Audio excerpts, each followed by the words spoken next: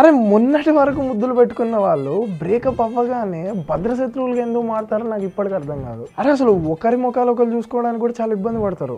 ఇవన్నీ కూడా unresolved relationships. ఇవి ఎంత డేంజర్ అంటే నీకు బెస్ట్ ఎగ్జాంపుల్ చెప్తా. మొన్న ఒక క్యాన్సర్ డాక్టర్ తో మాట్లాడుతుంటే ఆయన చెప్పారు, women last stage of cancer లో ఉంది, అన్ని మెడిసిన్స్ ట్రై చేసాము, అన్ని ట్రీట్మెంట్స్ ట్రై చేసాము, బట్ బాడీలో ఎలాంటి ఇంప్రూవ్మెంట్ లేదంట. దెన్ సైకోథెరపిస్ట్ తో థెరపీస్ సెషన్ లో తేలింది ఏంటి అంటే she has an unresolved relationship. That toxic emotion తన మనసులో ఉంది from past 10 to 15 years old baggage రాది ఇప్పటికీ క్యారీ చేస్తుంది. An emotion that you feel actually has the power to change the biology of your physical body.